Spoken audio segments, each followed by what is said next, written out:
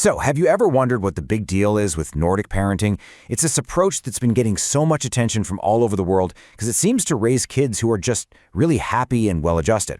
Today, we're going to dive in and unpack the key ingredients that make it so special. And really, this is the big question, right? When you see kids from places like Denmark, Sweden, or Finland, they just have this quiet confidence, a kind of stability. They aren't necessarily these dramatic child prodigies, but they seem so incredibly grounded. So, what is going on there? What's the secret sauce? Well, to find the answer, you just have to look at what a Nordic childhood actually looks like. I mean, we're talking about preschoolers napping outside when it's literally -5 degrees Celsius to build resilience. We're talking about forest kindergartens where little kids learn to use real tools. And think about this. An education system with almost no homework, no trophies for every little thing, and where empathy is actually taught like a real subject. This isn't just a quirky thing some parents do. This is the normal, everyday fabric of growing up there.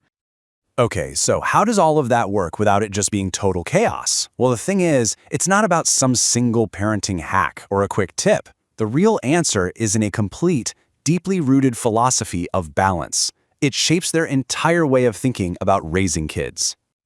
And this whole philosophy, it really boils down to 3 core pillars. First, a deep trust in people. Second, a real connection to nature, not just on weekends, but every day. And third, an overarching sense of balance in pretty much everything. These aren't just abstract ideas. This is the actual recipe for childhood. All right, let's break this recipe down. Let's start with the first key ingredient, life in the open air. And I mean the absolute importance of being outdoors. We're not just talking about the occasional weekend hike here. This is a fundamental part of their cultural DNA. And they have this amazing word for it, Friluftsliv. It's pronounced Friluftsliv, and it basically means free air life. It perfectly captures this cultural rhythm of being outside every single day, no matter the weather. It's this idea that the natural world is your living room, not just some place you go visit on vacation.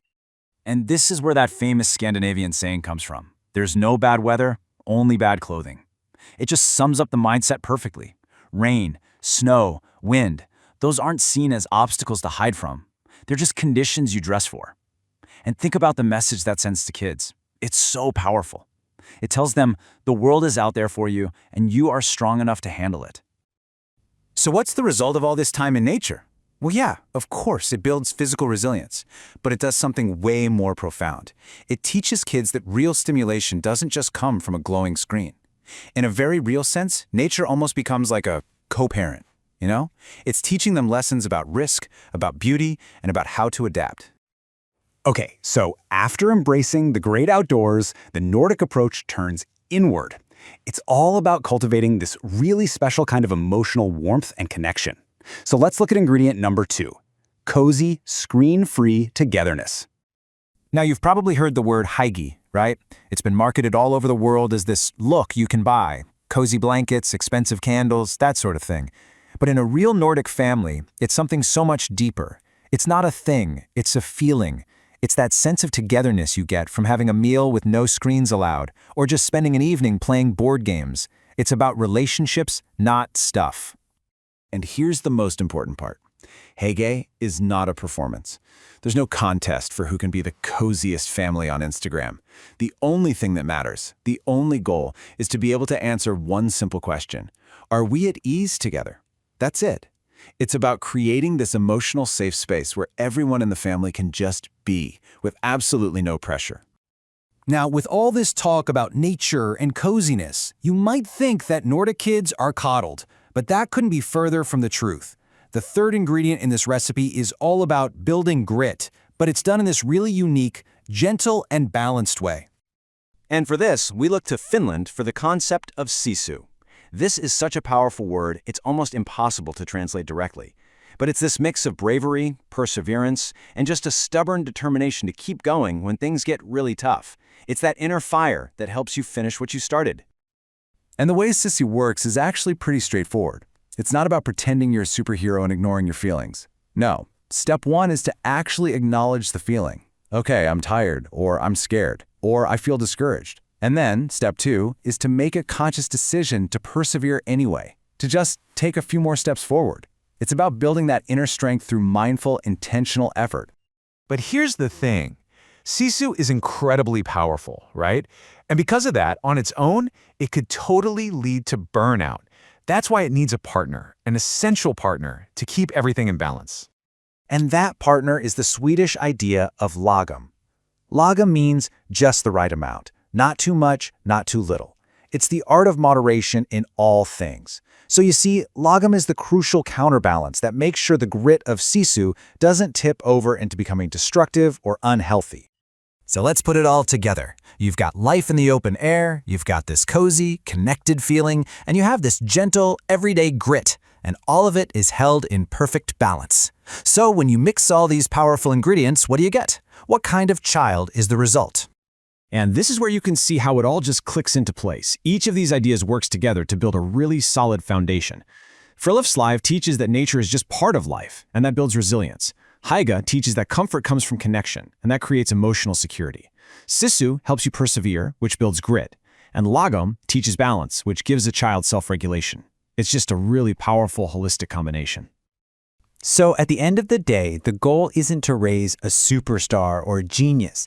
It's to raise a good human, a child who feels at home in nature, who deeply values their family, who understands what it means to try hard, but, and this is so important, who isn't living in a state of constant, chronic overdrive. It's really all about building a sustainable foundation for a genuinely happy life. And that really leaves us with one last thought. You don't have to pack up and move to Scandinavia to get a little of this wisdom in your life. So the question is, what's one small Nordic moment you could create today? Maybe it's just a short walk with no destination in mind, or having a cup of tea with someone, but the phone's put away, or even just noticing a tough moment, acknowledging it, and then gently pushing through. It's definitely something to think about. You know, when we think about discipline, our minds usually jump to things like timeouts or taking away screen time, maybe even raising our voices. But what if I told you there's a whole different way to do it? A method that entire countries use to build resilient, understanding kids without ever using punishment. Okay, let's get into it. We're diving into the fascinating world of Nordic discipline. I want you to just sit with this question for a second. Seriously. What if setting boundaries and teaching your kids right from wrong had nothing to do with threats or yelling or punishments that don't even fit the crime? It might sound a little out there, but it's the absolute bedrock of an approach that has totally transformed parenting in Scandinavia. So where does this story start? Well, it's not with some parenting guru or a best-selling book. It starts with a law, a huge, system-wide change that sent a crystal clear message. You do not hit children, ever. And the country that led this charge was Sweden. And just look at the results. This is a massive shift. In 1979, Sweden basically made history. Before that law passed, hitting your kid was pretty common. About half of all children had experienced it. But you fast forward a few decades, and the culture has done a complete 180. Now, over 90% of parents are against it. That's not just a trend, that's a fundamental change in how an entire society thinks about raising kids. So how in the world did they pull that off? Well, it wasn't just some law that got passed and then forgotten. No, this was a massive, all-out public education campaign. We're talking about information campaigns on national TV, having these conversations in schools, and even putting the message on stuff you see every day, like milk cartons. They even delivered brochures to every single household. The entire country was learning this new way all at the same time. Okay, so if punishment is off the table, what do you do? This is where the whole philosophy gets really, really interesting. It's all about shifting from trying to force a child to do something to helping them actually understand how the world works through what we call natural consequences. And the whole Nordic approach really stands on this one core belief. Children are, at their heart, good. So what we might call bad behavior isn't seen as a kid being defiant or trying to be naughty. Nope. It's a signal. They're trying to tell you something. Maybe they're tired, hungry, overwhelmed, or just plain bored. The goal isn't to crush the behavior. It's to figure out what's really going on underneath.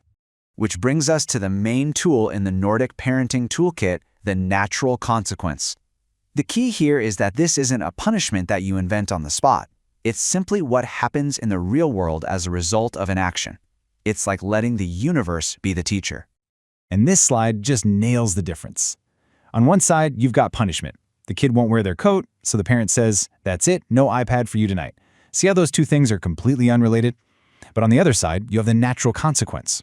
Okay, you don't want to wear your coat? Well, you're probably going to feel cold when we go outside. One is about power. The other is a direct, tangible lesson that the child can actually feel and learn from. Now, this is so important. This doesn't mean parents are pushovers. Not at all. They still set really firm boundaries. But that firmness comes from being super consistent and having calm conversations. It doesn't come from yelling or making threats. There's none of that "if you don't do this right now, then" kind of stuff. The limit is just the limit. Every time. No drama needed. All right, get ready, because this is the part of the Nordic approach that might really blow your mind. At the exact same time that they're being so gentle and calm with communication, they are incredibly hands-off when it comes to letting kids take physical risks. And I am not kidding. While many of us are busy bubble wrapping our playgrounds, it is totally normal for preschoolers in Nordic countries to learn how to handle real tools, like small knives to whittle a piece of wood. It just shows a completely different way of thinking about what actually keeps our kids safe in the long run. And you see this philosophy in action in places called forest kindergartens. I mean, kids spend most of their day outside, no matter what the weather is like.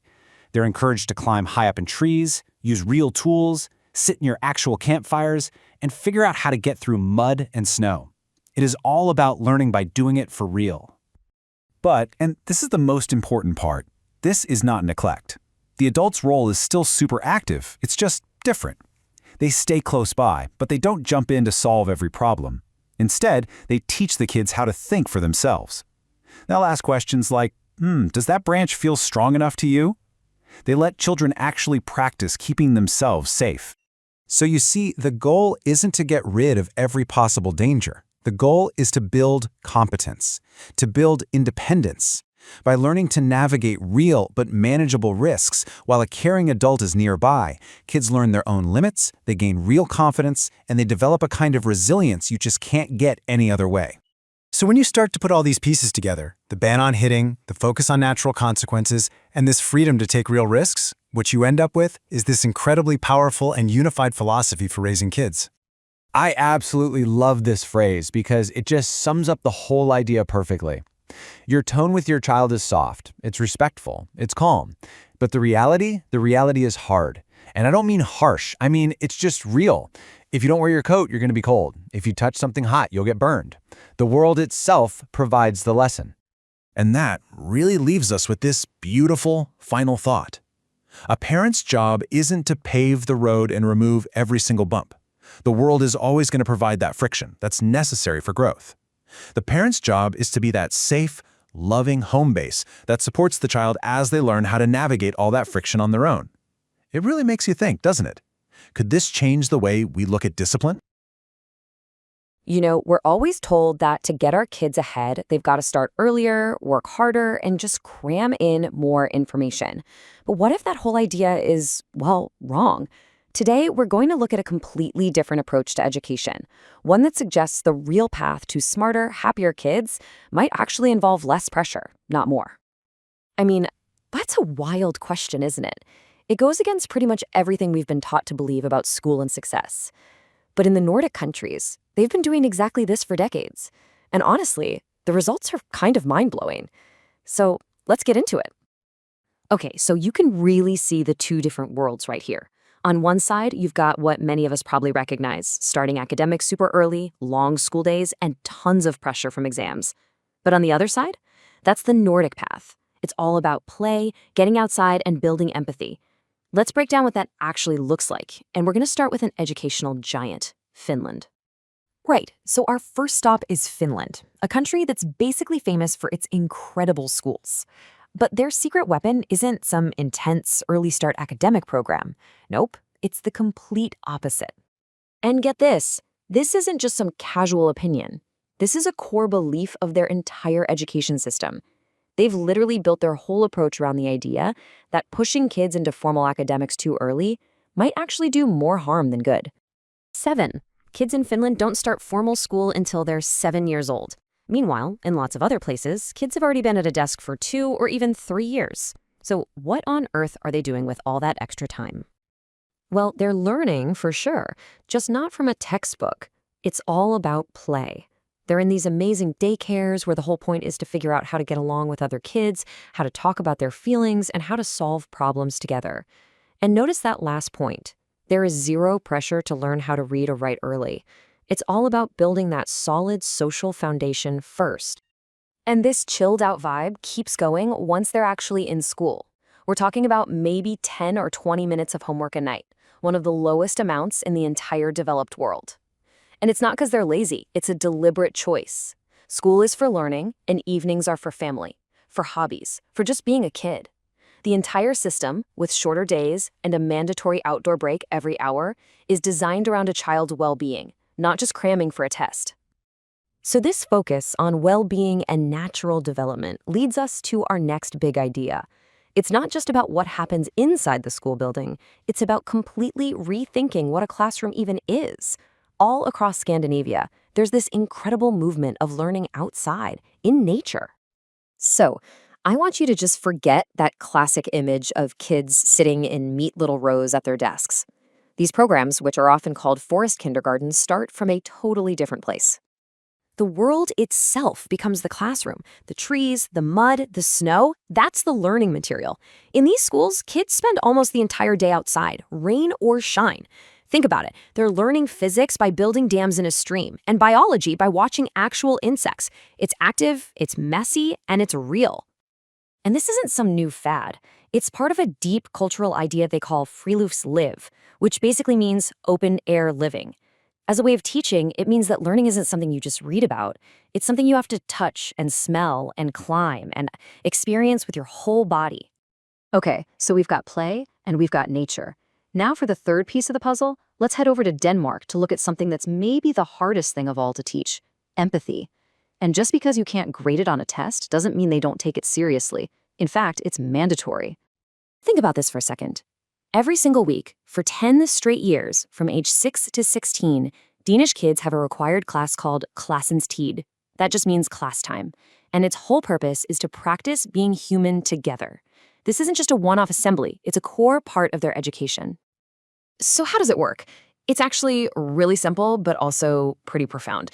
A student might bring up a problem they're having, maybe they felt left out at recess, or there's a disagreement in their friend group.